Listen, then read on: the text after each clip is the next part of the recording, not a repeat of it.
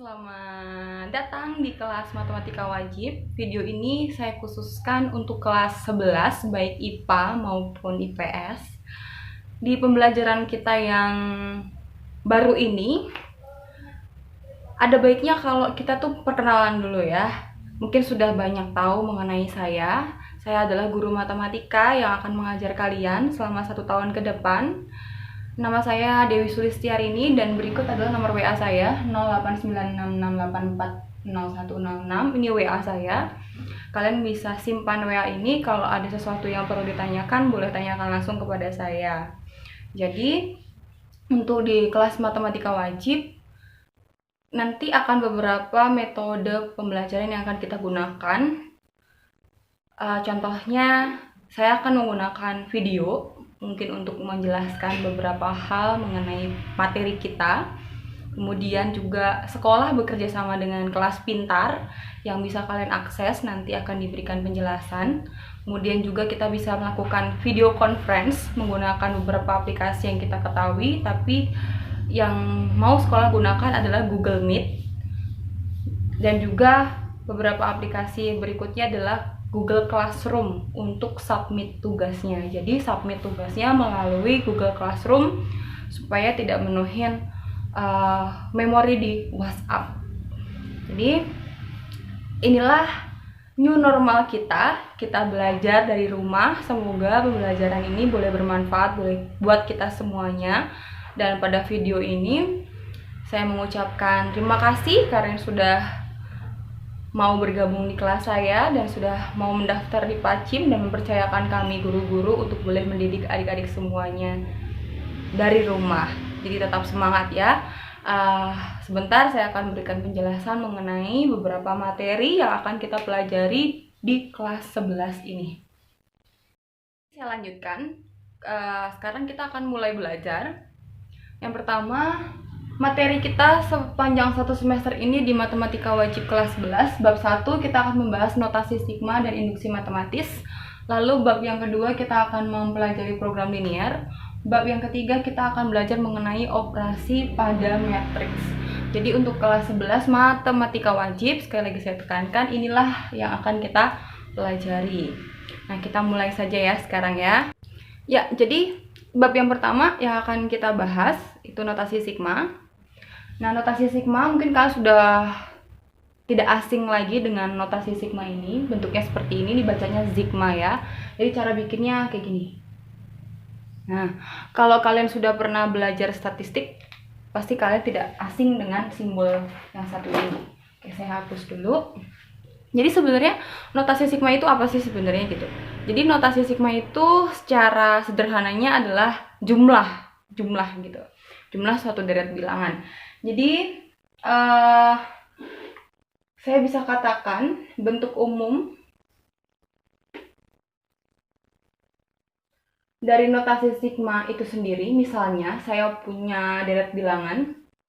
Misalnya bilangannya adalah U1 ditambah U2 ditambah U3 ditambah titik-titik sampai dengan U yang ke N. Nah, kalian mungkin nggak asing lagi ya dengan deret bilangan. Ini penulisannya kan panjang gitu ya. Jadi ini kita menggunakan notasi sigma untuk mempersingkat deret bilangan ini. Nah, kita gunakan notasi sigma. Dimulai dari angka 1 kita kasih lambang I atau apa saja. I dimulai dari angka 1 sampai dengan yang ke N. Di sini adalah U yang ke I. Nah, saya berikan contoh. Yang pertama, misalnya saya punya 1 ditambah 2 ditambah 3 ditambah 4 ditambah 5 ditambah titik-titik sampai dengan ke 100. Bisa nggak ini kita sederhanakan penulisannya? Bisa. Nah, itulah yang disebut dengan kegunaan dari notasi sigma ini. Nah, di sini kita bisa pakai variabel I. Dimulai dari angka 1 berakhir di angka 100. Nah, untuk angka di sini kita kasih angka I. Artinya apa? I di sini ini digantikan dengan angka 1 sampai 100. Oke, saya akan kasih contoh selanjutnya. Tapi saya hapus dulu ya, papan tulis saya kecil. Oh ya, saya lupa ngasih tahu di awal, harusnya saya udah kasih tahu di awal.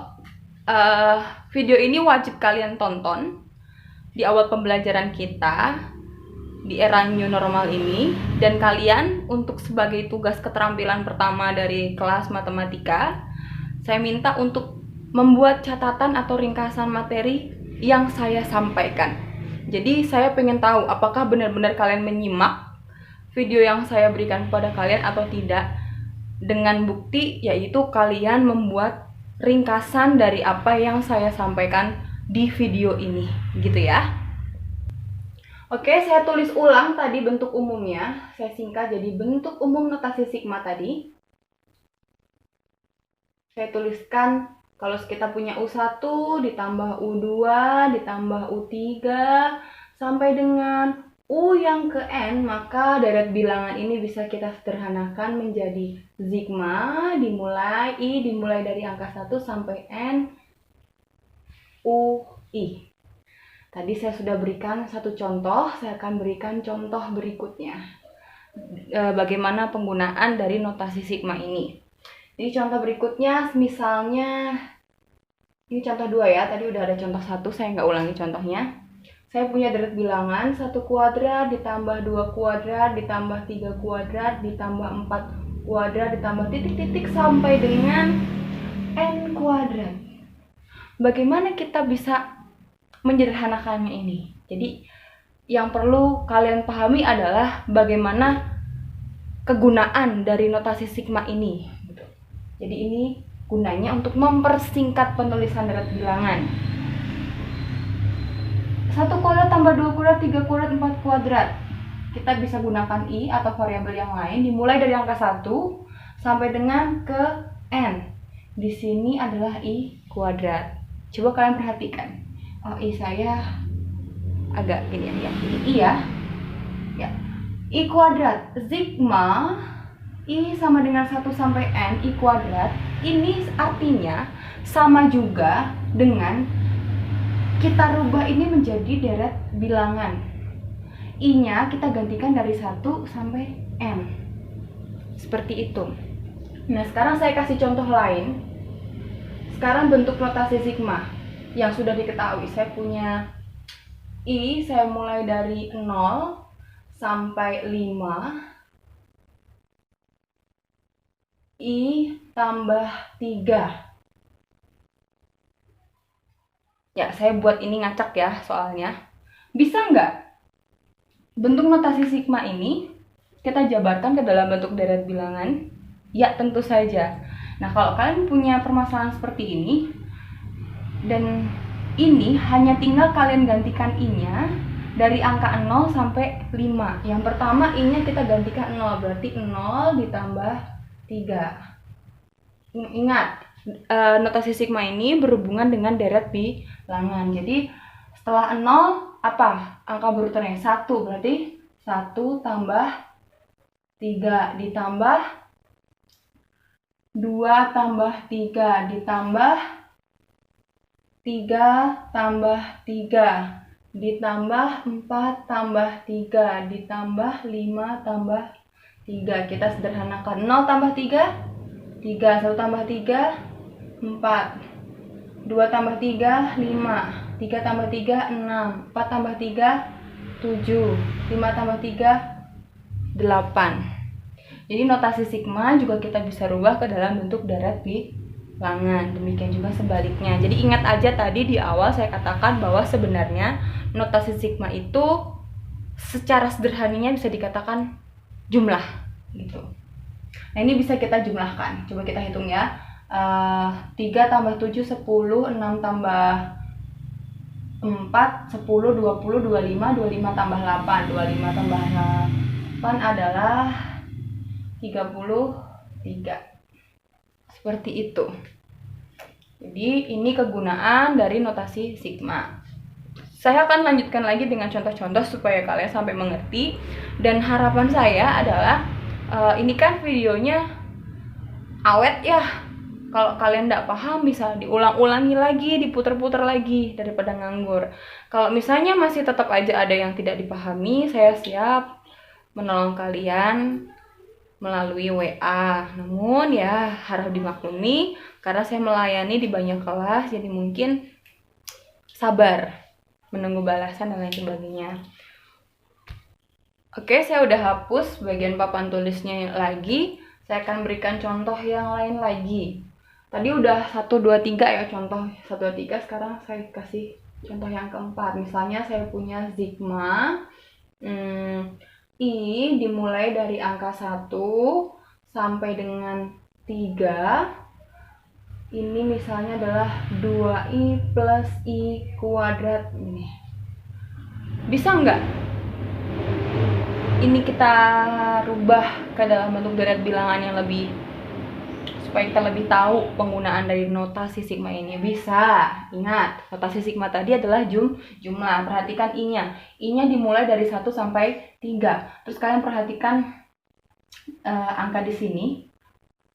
Hanya tinggal kalian gantikan i-nya dengan angka 1 sampai 3. Yang pertama, 2, i-nya kita gantikan dengan 1 ditambah dengan 1 kuadrat. Kita jumlahkan dengan 2i. 2i-nya diganti 2 ditambah 2 kuadrat. Ditambah terakhir 3 ya. Jadi 2 kali 3 ditambah 3 kuadrat. Coba kalian renungkan baik-baik. Sudah belum sih saya memahami maksud dari notasi sigma ini gitu? Tadi ada deret bilangan dirubah ke dalam notasi sigma. Sekarang notasi sigma dirubah ke dalam deret bilangan.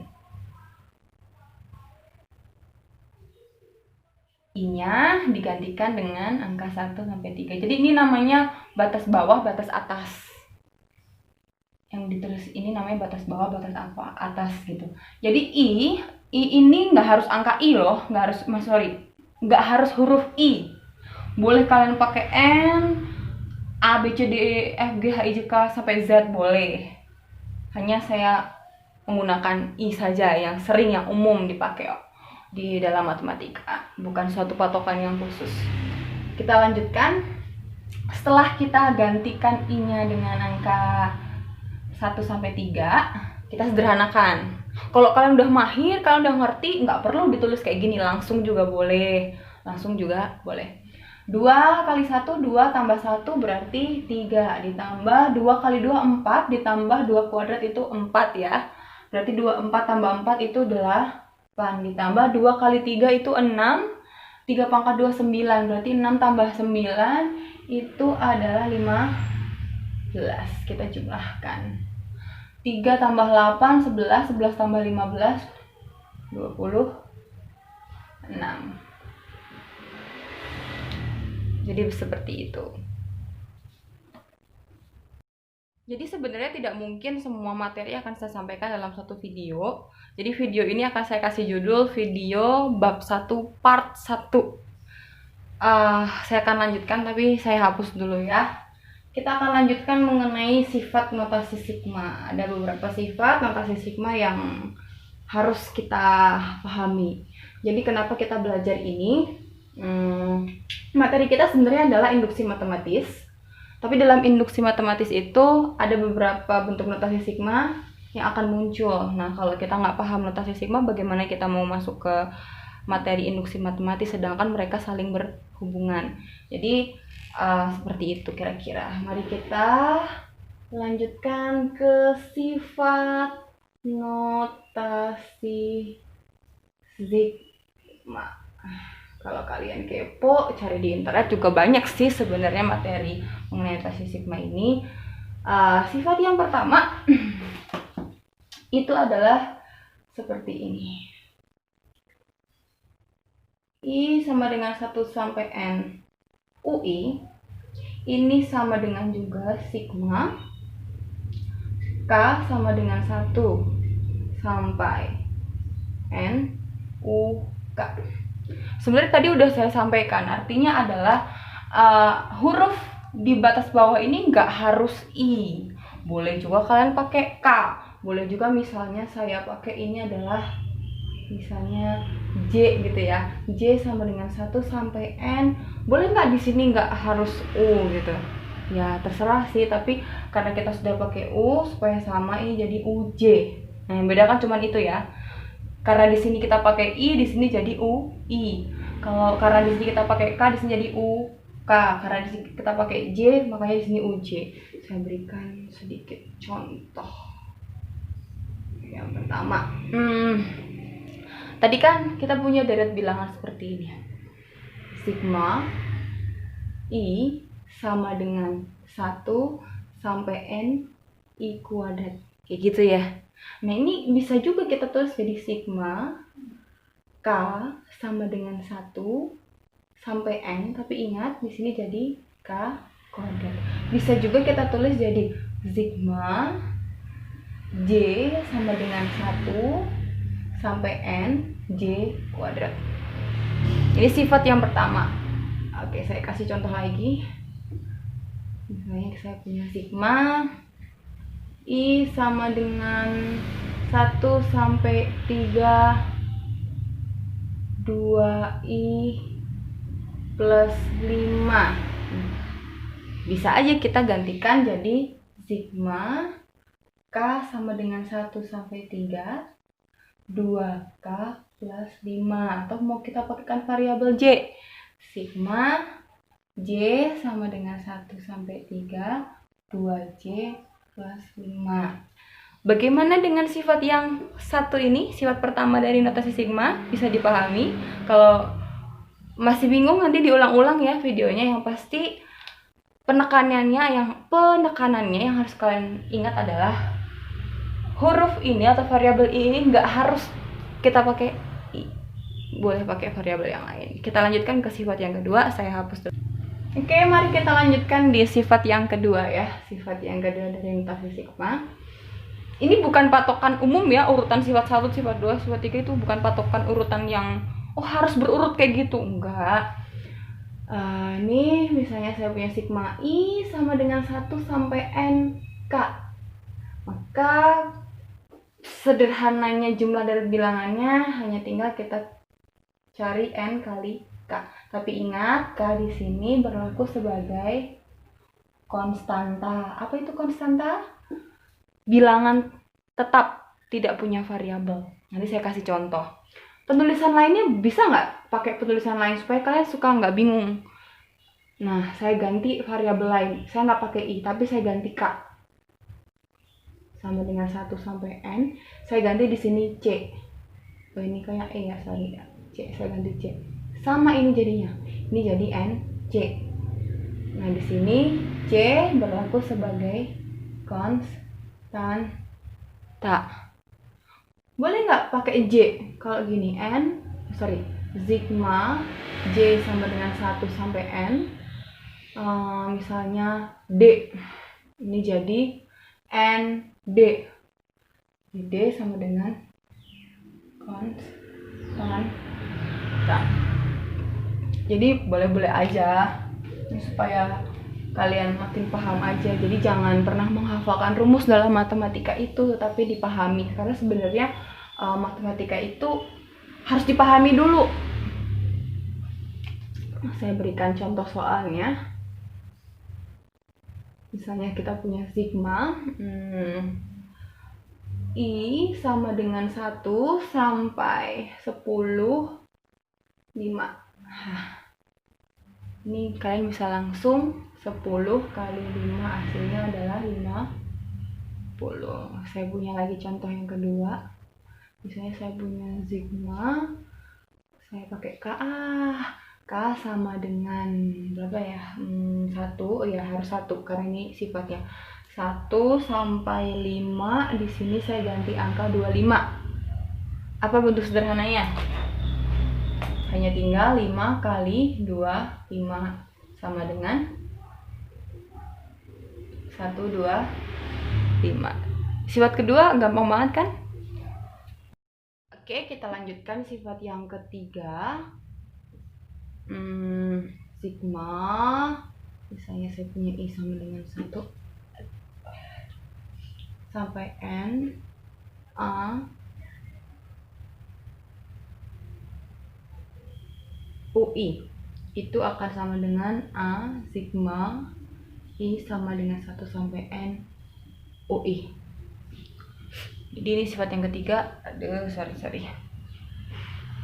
Saya langsung ke contoh soal saja. Yang pertama, misal saya punya sigma I sama dengan 1 sampai 3 2I gitu.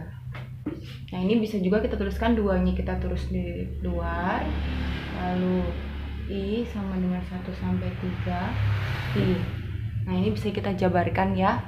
2 sigmanya ini kita cari penjabarannya 1 sampai 3 I, artinya I nya digantikan 1 sampai 3, jadi 1 tambah 2 tambah 3. Coba kita hitung ya. 1 tambah 2 tambah 3 6 kali 2 12. Saya kasih contoh lagi untuk sifat yang ketiga ini. Misalnya saya pilih seperti ini, sigma I sama dengan 1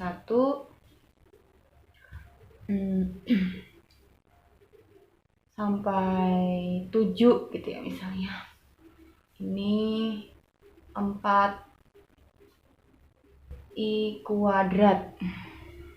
Nah, ini bisa kita tulis, jadi 4-nya di luar, sigma I sama dengan 1 sampai 7I kuadrat. Nah, kita bisa jabarkan I kuadratnya. I kuadrat ini dari 1 sampai 7, jadi 1 kuadrat ditambah 2 kuadrat ditambah 3 kuadrat ditambah 4 kuadrat titik-titik sampai 7 kuadrat, sampai nggak muat ya bukan tulisnya ya. Pokoknya intinya 1 kuadrat tambah 2 kuadrat tambah 3 kuadrat tambah 4 kuadrat 5 kuadrat 6 kuadrat sampai 7 kuadrat.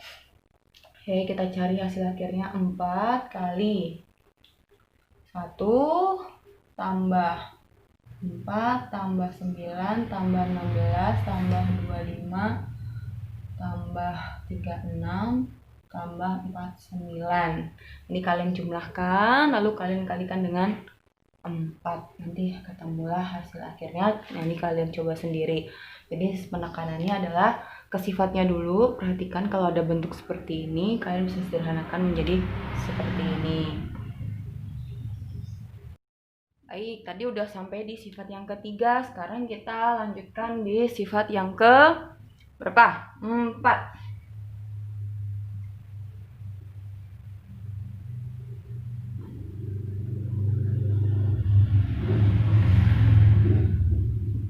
Sebentar ya, saya tulis dulu biar ngirit timer. Oke, kita lanjut. Saya udah tulis supaya hemat waktu. Sigma I sama dengan 1 sampai N U I plus minus V I, ini I ya, akan sama dengan, penulisannya bisa terpisah seperti ini. Sigma I sama dengan 1 sampai N UI plus minus sigma I sama dengan 1 sampai N VI. Jadi supaya lebih paham, saya akan kasih contoh soal yang pertama. Nah, misalnya saya punya sigma I sama dengan 1N 2I plus 4. Ini penjumlahan ya. Ini penulisannya bisa kita jabarkan jadi sigma I sama dengan 1 sampai N 2I ditambah sigma I sama dengan 1N 4 gitu. Nah, contoh yang kedua, misalnya saya punya sigma I sama dengan 1 sampai 5. Saya punya 6I kuadrat min 4I plus 2. Nah, gini ya. Ini penulisannya bisa kita perpanjang kayak gini nih, jadi sigma I sama dengan 1 sampai 5 6I kuadrat ditambah sigma I sama dengan 1 sampai 5. Oh, ini min 4I ya. Berarti di sini harusnya min 4I gitu.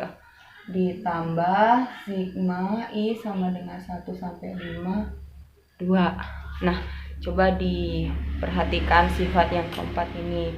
Gampang kan ya? Gampang banget. Lanjut sifat yang kelima, tapi saya hapus dulu ya. Kita lanjutkan di sifat yang kelima. Ini ada sigma I sama dengan 1 sampai N dalam kurung UI plus VI tutup kurung dikuadratkan.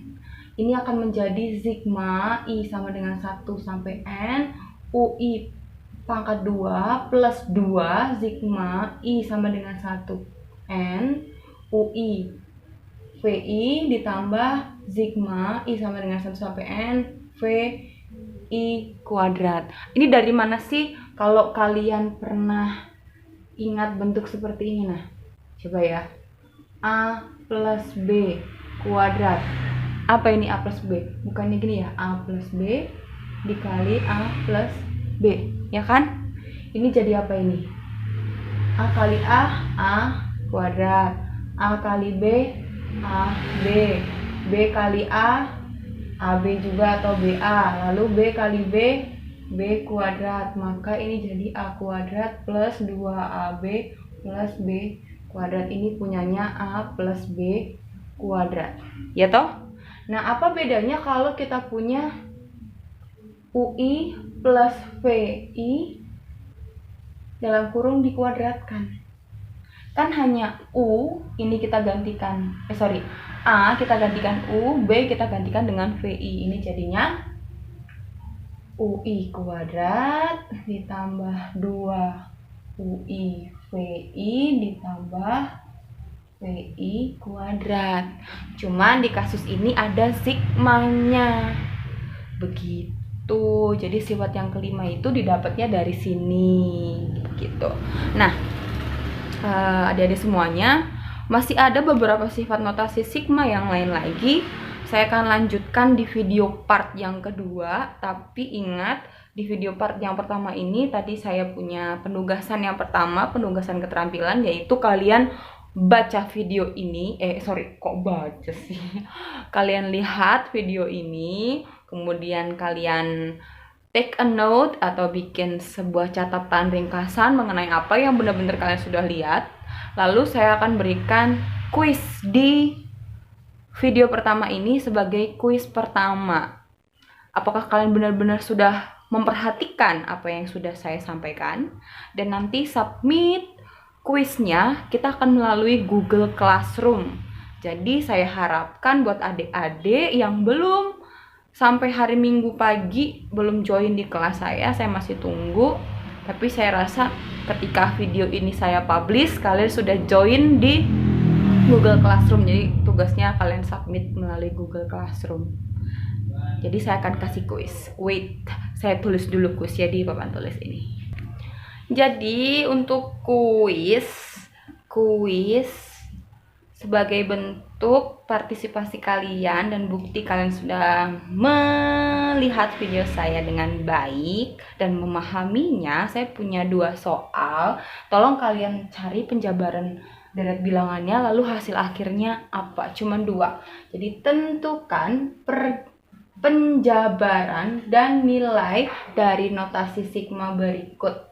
Yang A, sigma K sama dengan 1 sampai 4, sigma K sama dengan 1 sampai 4, tutup buka kurung 3K kuadrat plus 4K tutup kurung. Yang B, sigma I sama dengan 1 sampai 10, 2I min 1. Jadi soalnya ini, coba kalian perhatikan baik-baik. Semoga video ini bermanfaat buat adik-adik semuanya. Dan ditunggu video part 2 karena notasi sigma ini masih ada bagian-bagiannya. Untuk notasi sigma ini jangan khawatir, kita tidak akan berpanjang-panjang lebar. Saya hanya memperkenalkan saja, kemudian kita akan langsung masuk ke induksi matematis di inti pembelajaran kita di bab 1. Sampai ketemu lagi buat adik-adik semuanya. Jangan lupa like, subscribe, dan komen di YouTube channel saya sebagai bentuk dukungan kalian kepada saya. Kasih ya.